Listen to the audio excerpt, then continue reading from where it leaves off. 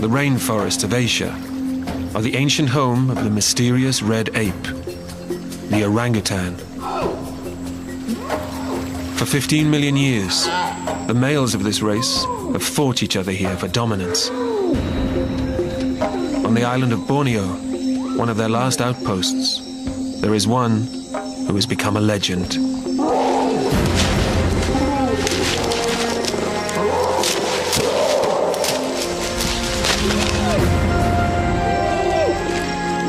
He's conquered more than just a kingdom.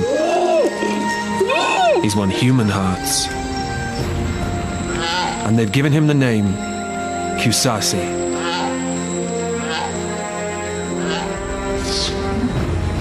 His ruling rank brings special privileges with the females. He's fathered many youngsters. His bloodline marks him a winner. But behind this success lies an epic story of survival. For Kusasi was an orphan, a baby stolen for the pet trade. But he escaped, and battling to survive, he turned his misfortune into triumph. He became a king among orangutans. Today, after years of tenacious fighting, his strength is fading. Yet Kusasi's grip on human hearts has never been stronger. Those who've watched his life unfold now step in to save him again.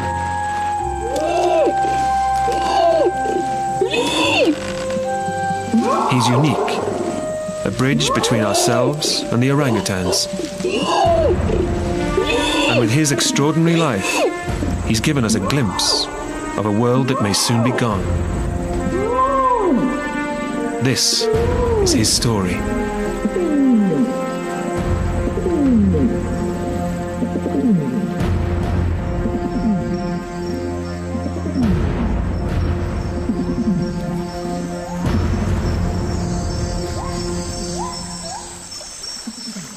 Kusasi was born almost 30 years ago, in a nest, high up in a tree canopy. It's where orangutan infants enter the world. Just like human babies, they're completely helpless, dependent upon their mother's protection. But for Kusasi, that safety would soon be shattered.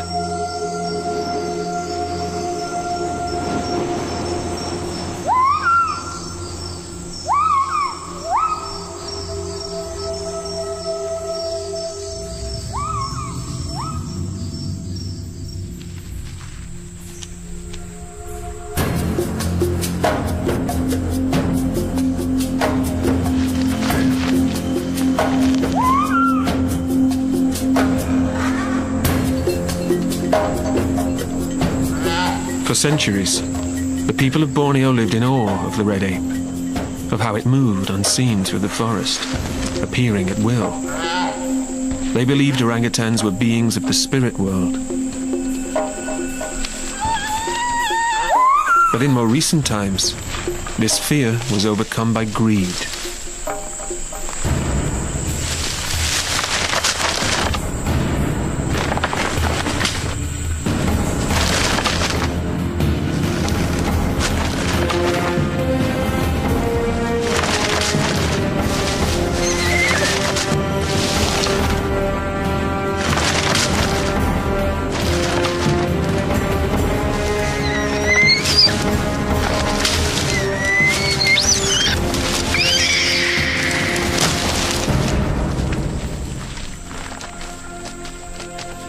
When Kusasi was 2 years old, hunters killed his mother and kidnapped him.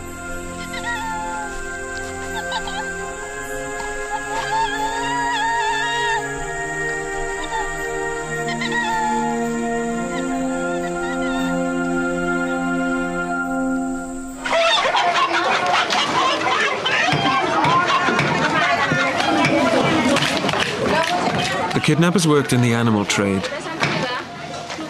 In nearby towns were buyers wanting exotic creatures to sell in the rich cities of northern Asia. With their mischievous, playful nature, baby orangutans were in demand as pets. But when they grew too big to play, they were killed. For Kusasi, it wasn't to end that way. The trade in rare animals became illegal, and he was rescued by police.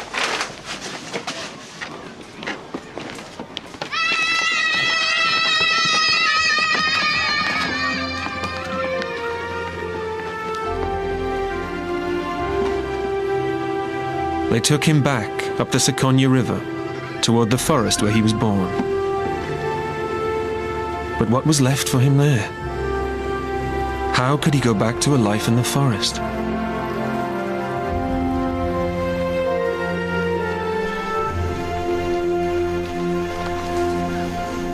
Every year in Borneo, hundreds of infant orangutans still lose their mothers. And like Kusasi, just a few of them will be rescued and given a chance to return to the forest. It's a journey that takes many years.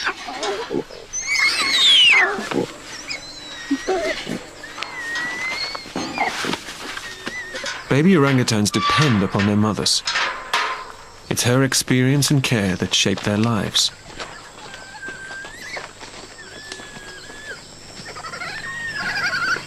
To ever live freely in their forest again, these orphans need the protection of a new mother figure. It could even be a human that gives it.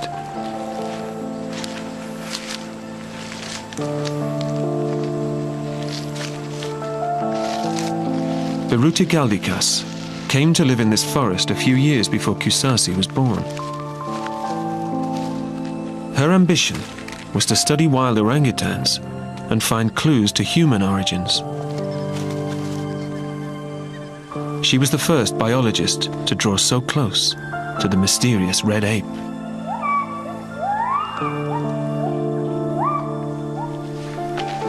When the confiscations began, her jungle camp, Camp Liki, became a home for the rescued orphans. But it was much more than a sanctuary. Baruti gave the infants her care and guidance, just as a mother would. Over nearly 40 years, she's helped hundreds of orphans make the journey back to the wild.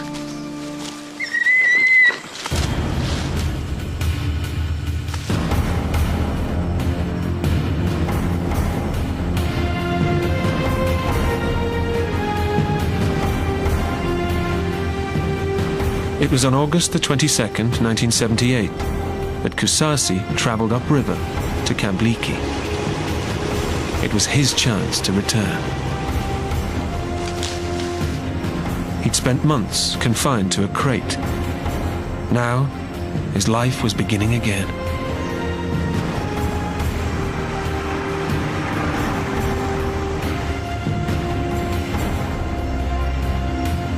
But soon it was obvious that Kusasi was different. Not just another helpless orphan.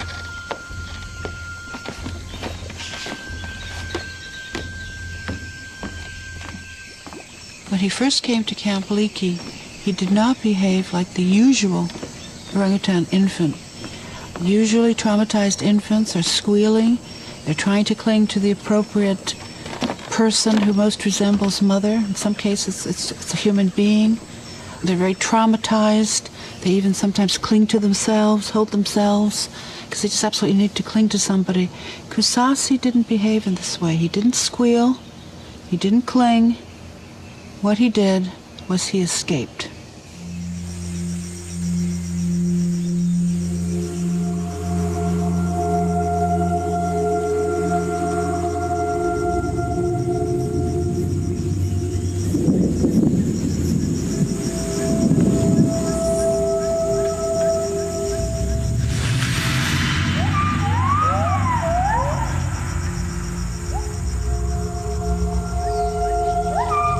Kusasi broke out of his crate.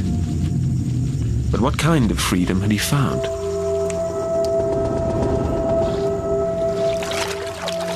For a 3-year-old orangutan alone, the forest is a death trap.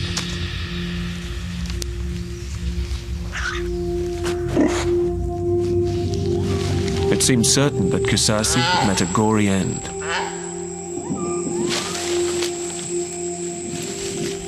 When we discovered Kusasi was missing, the conclusion was absolutely clear. Kusasi had been taken from his cage, dragged across the grass, killed and eaten by a pig. The conclusion was that he was dead. Life in camp moved on. The loss of one little orangutan was soon forgotten as others flooded in. But 1.5 years later, Kusasi sprang another surprise on Camp Leakey. It was actually a very ordinary day. Most of us were in camp, and one of the assistants comes and says, "There's a strange infant hanging from the window of the dining hall." I said, "Where's the mother?" "There's a strange infant. He or she has to have a mother." They said, "There is no mother. He is alone."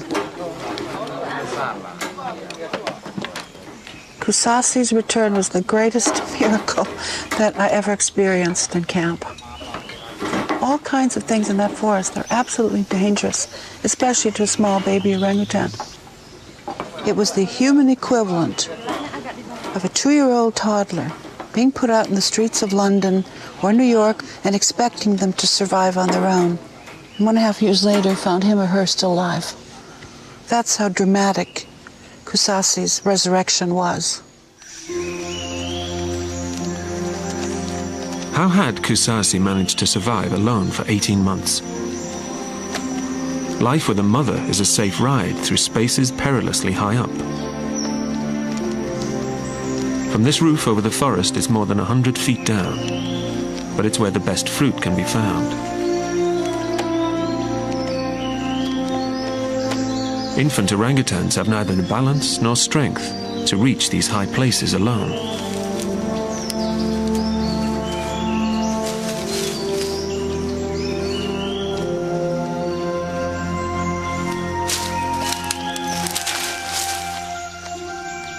In this complex world, they need their mothers for the first 6 years.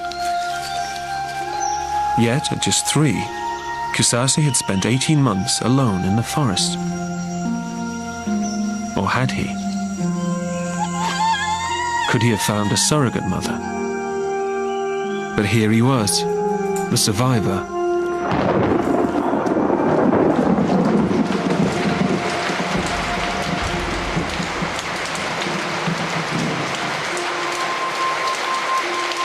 And why had he come back?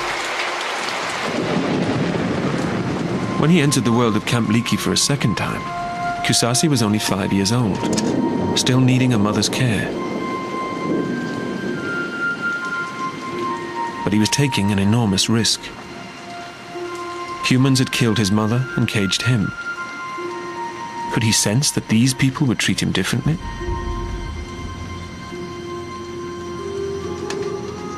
It was impossible to imagine then, but Kusasi's return was the beginning of the longest ever study of a wild male orangutan.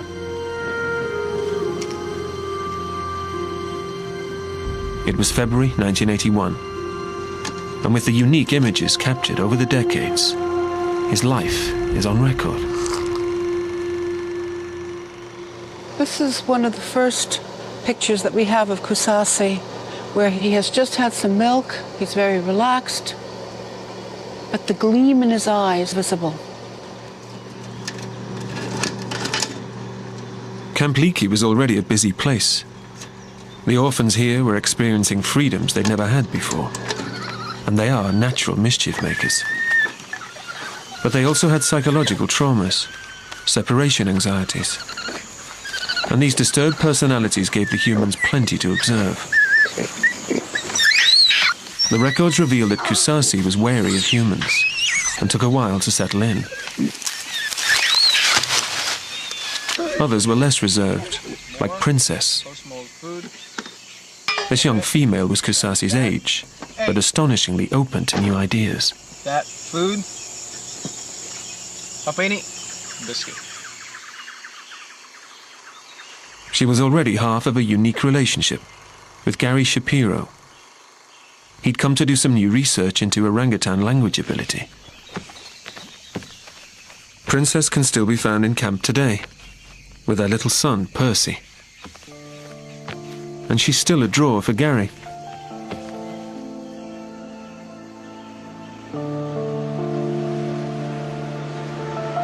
Princess has never forgotten Gary. They turned out to be so important for each other that 25 years later, the relationship survives. For orangutans too, relationships can last a lifetime.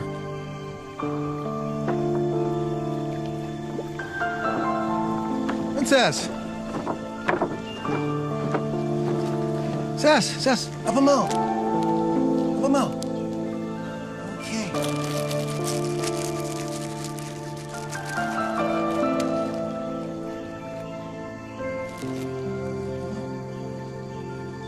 Up a mo, Cess.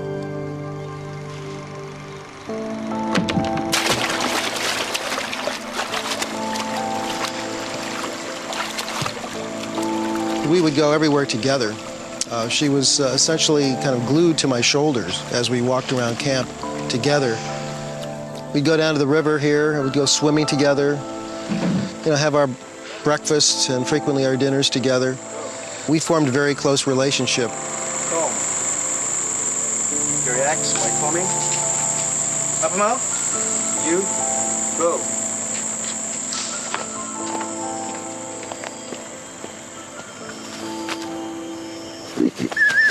Kusasi, on the other hand, continued to avoid this kind of close contact with humans. Was it because of his traumatic start in life? Or was he just avoiding a world that did not belong to him, where humans were parents and teachers? Apa ini? Princess became famous worldwide for her language skills. Grass? She could speak to Gary, using 30 different signs, naming a hat, a wristwatch, or a flower. She still remembers them today. Apa ini? Apa ini? Apa ini, Cess? Apa ini? Food? Apa ini? Fruit? Okay. I'm going to ask her how. Bagaimana? She taps it twice like that, so that's to open. Apa ini? Hat. Give her the hat. Princess was never the student in the classroom who was highly motivated. In fact, she was very bored with her science studies. It was very difficult to keep her attention and keep her in class. And, that was kind of remarkable in itself, the fact that, she did tolerate this and she went through it all, compared to the other orangutans we worked with. Her learning and how she learned, and particularly on her own, outside the signing context, helped to develop the kind of intellect that she does have, particularly in the areas of problem solving and tool using.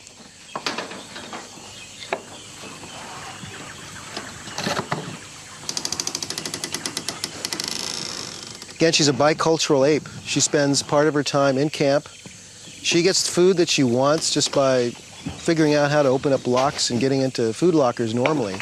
And she spends the rest of her time in the forest being an orangutan, looking for foods there. While many orphans did attach themselves to humans, Kusasi was left still needing the protection of a mother figure. In fact, Kusasi was just doing things his own way again. He had his own idea of who his mother should be. Kusasi's next move indicated what a smart individual he was. He attached himself to Siswayo, the most dominant orangutan in the vicinity of Camp Leakey. Siswayo didn't really want him to be her surrogate son, but he persisted. She lunged at him. She would chase him a little bit, but he just kept on following her. He just kept being in her shadow. And because she was the most dominant orangutan, it was like he was in the shadow of the Empress. Everywhere she went, this red wave of orangutans would move. It would be like the Red Sea parting. And as she walked through, Kusasi would follow in her wake. And he got access to the food, he got access to the milk, and that made him stronger. That gave him an advantage that he might not have otherwise had. Princess and Kusasi found security in different ways, and that set the scene for the rest of their lives. Kusasi went his own way from the start, and has done ever since.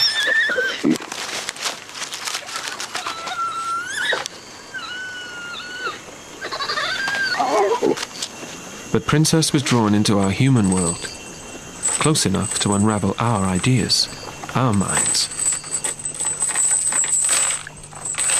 She was a natural observer, with much more than a simple knack for imitation. Today, you can see her mind at work in astonishing ways.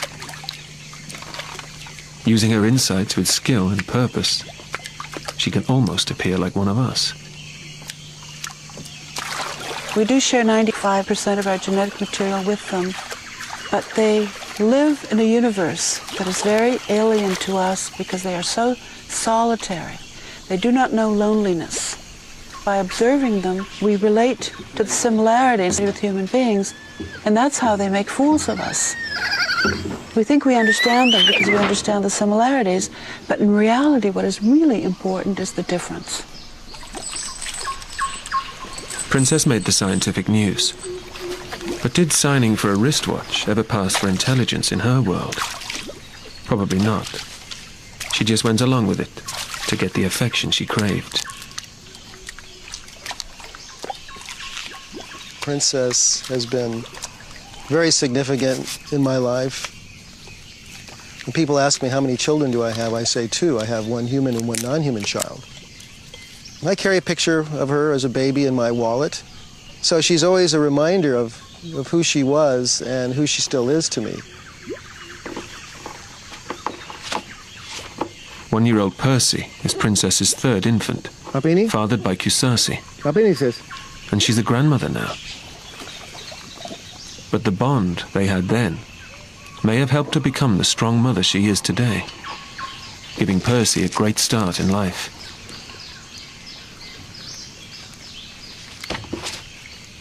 Once an orangutan is an adult female and she's with her child, she's quite a distinct individual. There really is no grand desire to be tickled or to be carried around or to be in the way she was when she was much younger. Kusasi never had this much attention from Siswoya. Yet images from 1984 do show him starting to relax in camp. This is Kusasi. The light in his eyes is still very apparent, but it's Kusasi having fun. I mean, Kusasi's found this old burlap sack, and he's just playing with it. He doesn't have a care in the world.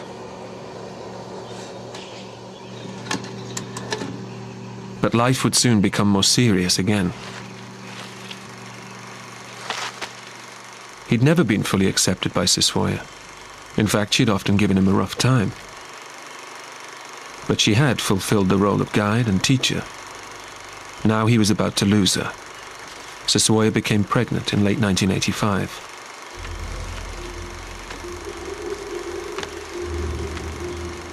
The baby would change everything. Kusasi would soon be alone again.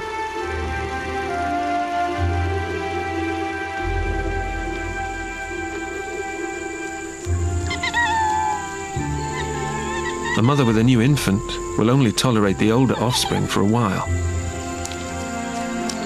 But these hangers-on still seek her affection, and breaking that bond is hard.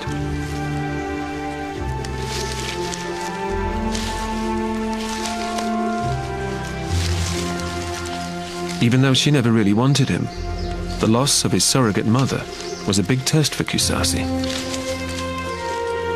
Had he learned enough to survive alone, in a world where everyone must compete for shelter and for food?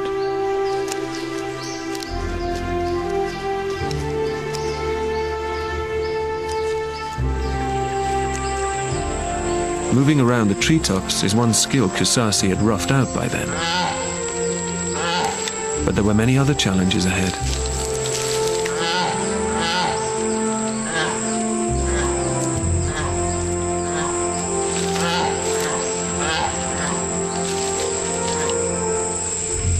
Each night, orangutans build a nest high up in the trees to sleep in. For a novice, this can be a DIY disaster.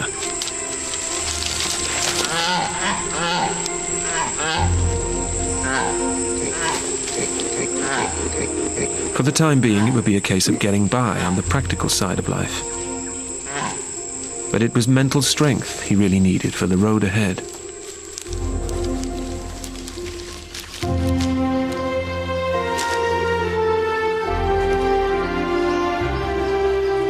Had the loss of his real mother been repaired by his bond with Siswaya?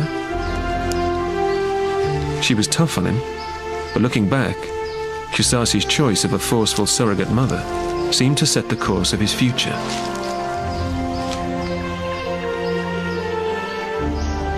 What Kusasi learned from his relationship with Siswaya was what it feels like to be dominant. This feeling of dominance is what probably shaped the rest of his life. The orphan had begun the path to greatness.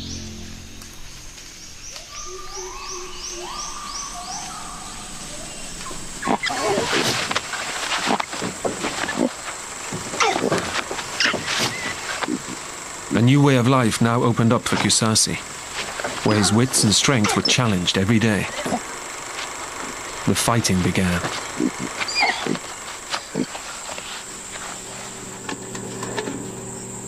Photographs of Kusasi from 1987 show the body of a gawky teenager, but the face of the steely character within. At 12, he'd begun his long campaign to reach the top.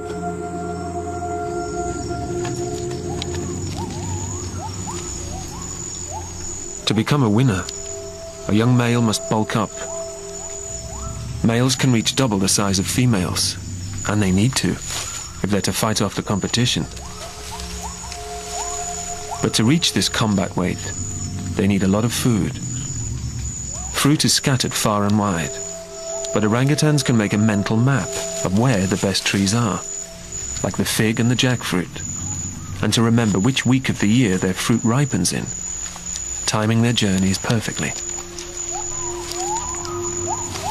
And as he roams, the young lone male tests his courage and powers, approaching females, seizing a chance when a dominant male's back is turned.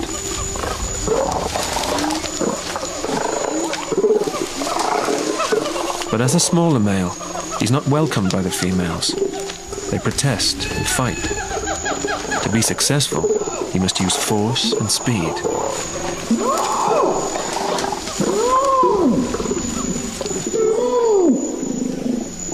This is a high-risk strategy. Being caught by a dominant male could easily mean death.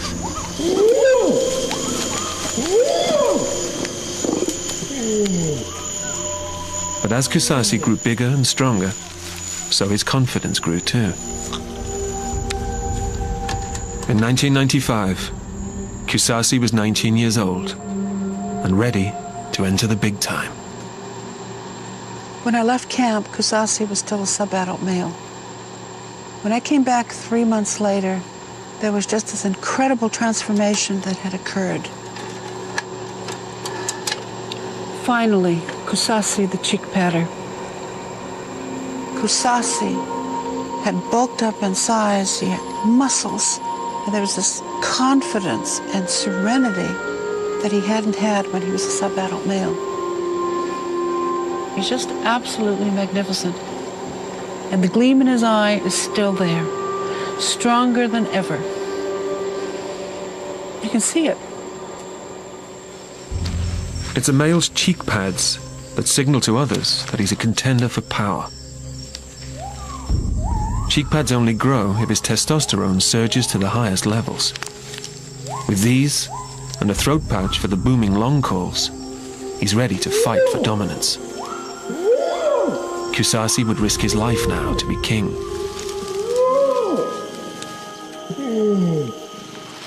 In order to claim his throne, Kusasi had to defeat the other contenders. The main contender was Yayat. Yayat had become stronger. There had to be a showdown.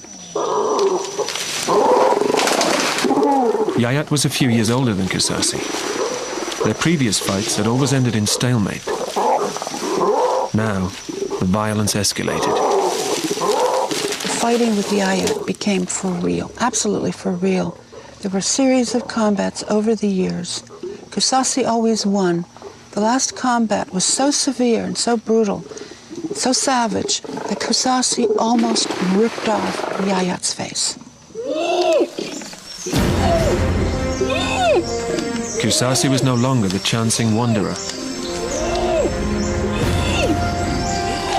These forests were his now, as they still are today.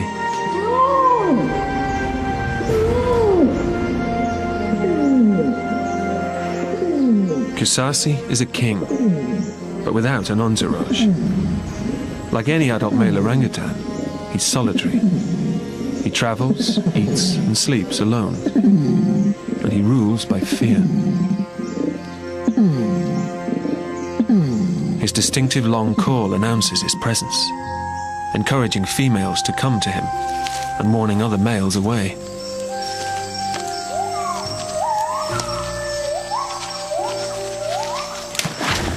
He must stay on the move, patrolling his borders, keeping up his fighting weight.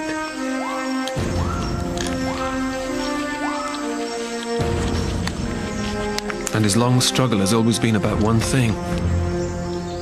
Throughout the 10 years of Kusasi's reign, he's fought hard for the right to mate and to pass on his genes.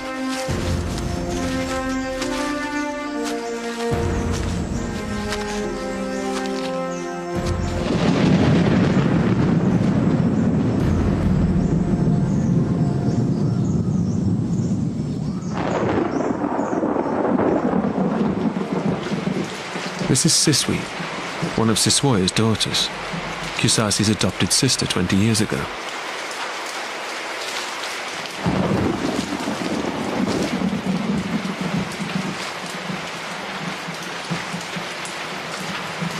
Siswi was one of Kusasi's favorites. They grew up together, but he did not regard her as a sister. They had a great deal of play sex together, and after Siswi became an adolescent, they had a lot of real sex together. He had sex with Princess, he had sex with Tud, he had sex with Unyuk, he had sex with Siswi. If they were a female in camp, he had sex with her.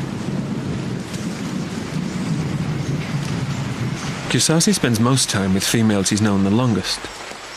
It's as if, despite his solitary existence in the forest, he finds comfort in familiar faces.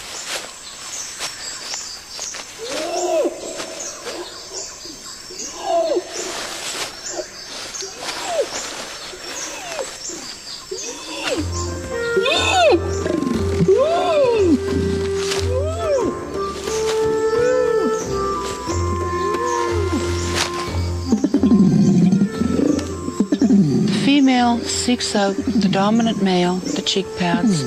She listens for his long call in the forest, and she frequently will move towards him, especially if he is close in the vicinity.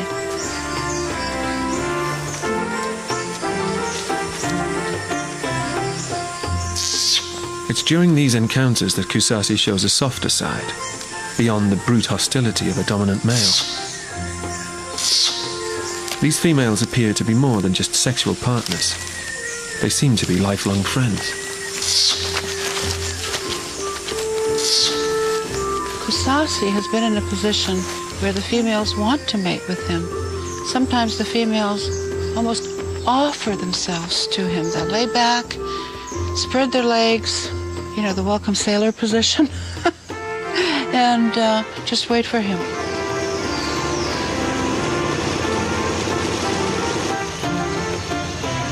In all these years as king, Kusasi has never warmed to humans. Yet humans have come from all over the world out of respect for him.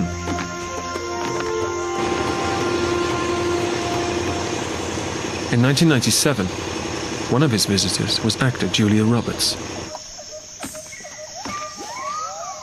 She'd read about Kusasi's achievements and came to take in the atmosphere of his forest world.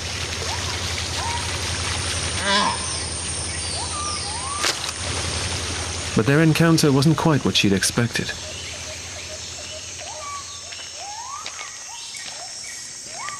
Kusasi's relationship with humans contained some antagonism and belligerence. He would trip them. He would take food away from them. Some of that fight club aggression was also directed towards humans. And humans became very afraid of him. He's got me. It's okay.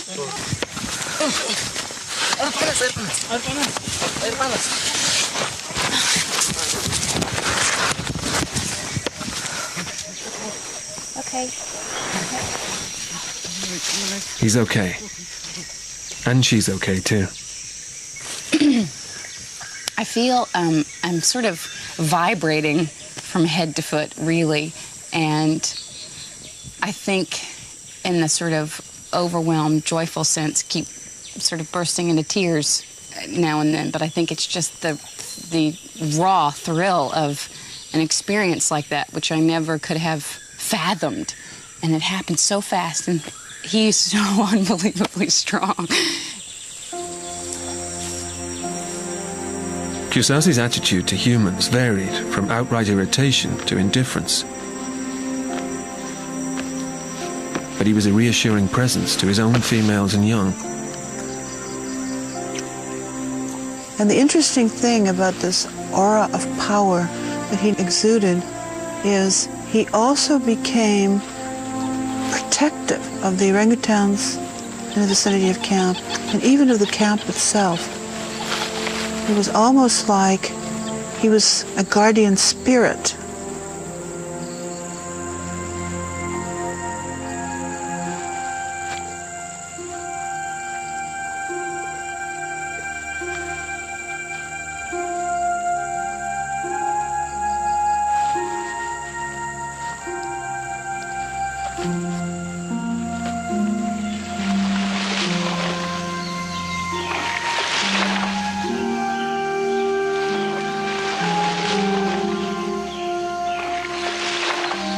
Over time, many rivals have tried to topple him, but Kusasi remains. His grip on power has now lasted for 10 years. His long rule has brought stability to his forest kingdom. It's his dominance that underpins the orangutan world.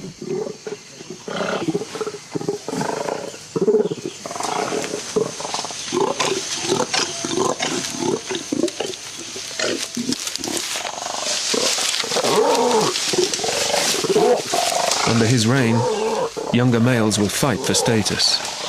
It's the natural way of things. They pit their strength against each other, seeking a foothold on the ladder to power.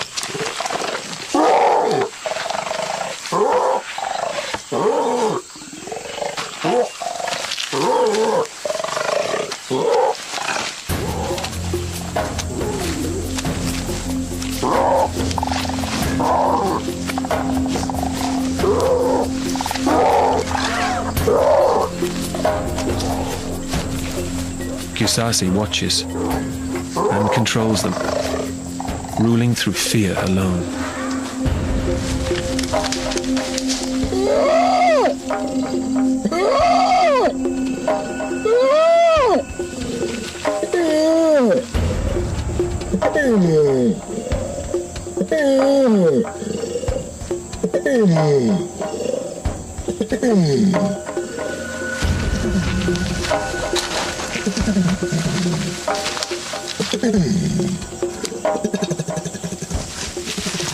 But it's not just the males within his kingdom that Kusasi must control.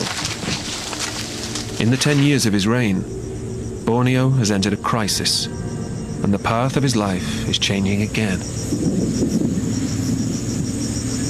Humans surround his borders, attacking the forest in the rush for hardwood and gold.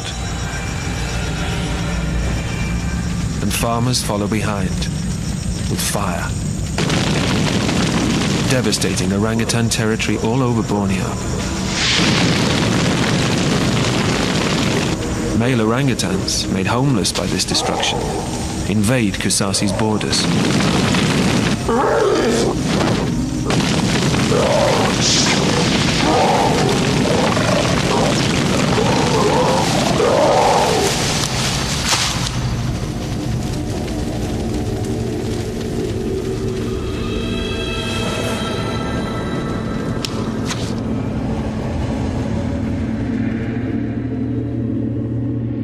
Time has finally caught up with him. In a fight with a rogue male, he's been badly wounded.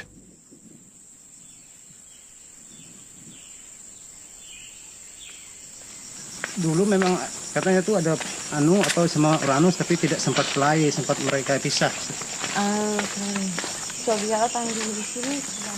The camp's vet, Dr. Rosa Garriga, has come to see Kusasi's injuries, but she doesn't dare get too close. Hati-hati, Andre. Di kaki. Oh, ini. Hati-hati, ini bukan dari klinik. Wow, can fit the fingers inside of the wound. There are deep bite marks from long canine teeth across Kusasi's head. She has an abscess. I guess it's a bite, or several bites. I mean, you can see it's a couple of centimeters at least. But I guess it's a lot of debris and maggots.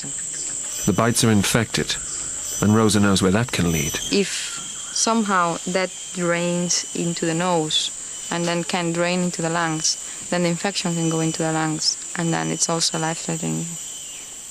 Then we could get septicemia and could die.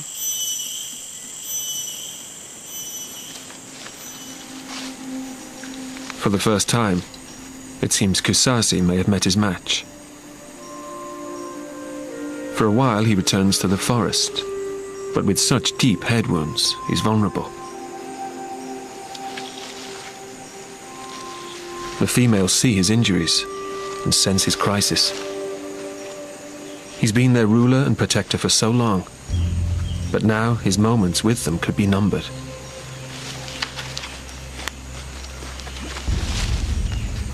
A shadow falls over Kusasi's realm.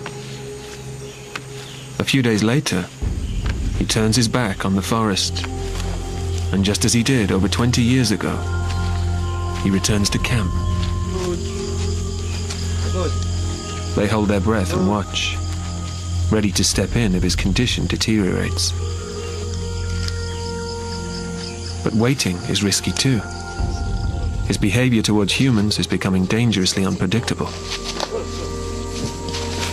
Kusasi, Kusasi. Kus. Kus. Kus. Kus.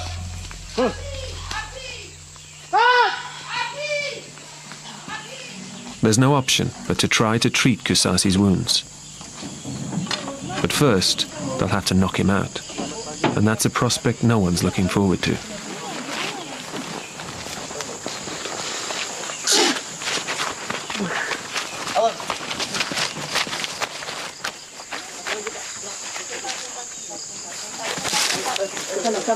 Jangan dimakan, jangan mahal sekali itu. Oh, sekali itu. Don't destroy, that's a new one. Disgusting orangutan. It's so expensive.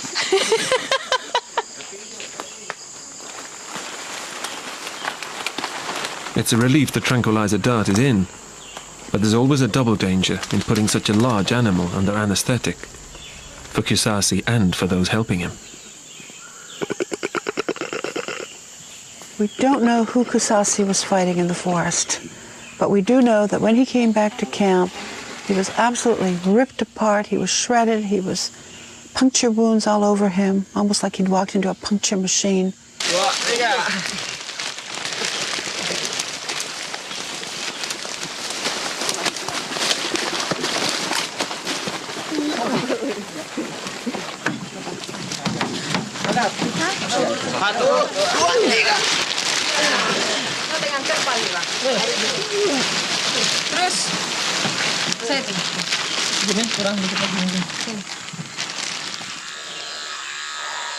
The team set up a makeshift operating table and investigate.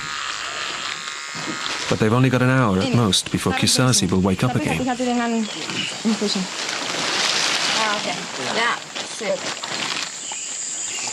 There's a lot of dead tissue, and I'm just trying to see how deep goes this. I mean, it's very swollen here, but it's soft. It's not full with liquid. It doesn't. Sorry. Cleaning his wounds will give him a better chance to recover. It's a deep one, but it's a lot of fat and big head. Cannot even feel the bones.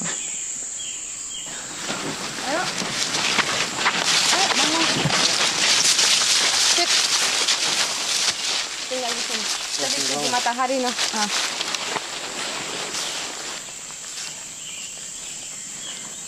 Right. Masih sakit kepala. Okay, sit down. Right. Sit. Kusasi has been given extra time. His days as king are not yet over. I can't conceive of Kusasi as a sad old man, all beat up, as a sad old orangutan male slinking away into the woodwork. I just don't see him. I think he will go down fighting. Oh, yang tinggi 1,6. Tinggi 1,6.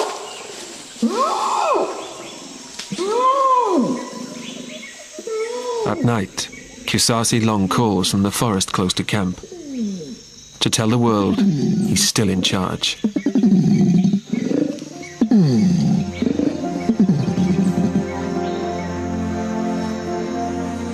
And soon, he's back with Siswi. His battle scars have not diminished his appetite for life. He's lost catastrophically in terms of the battles that he's fought, the physical battles that he's fought, but I don't think he has yet lost psychologically. And that's his genius. That's the genius of Kusasi.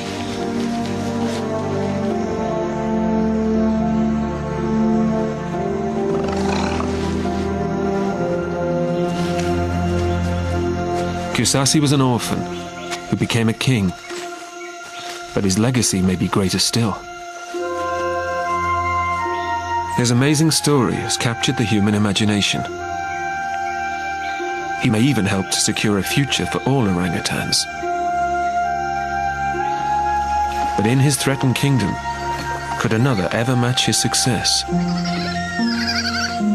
It will take a very special individual to take his place in our hearts, or to stake that claim for all his kind in that same unbending manner as Kusasi.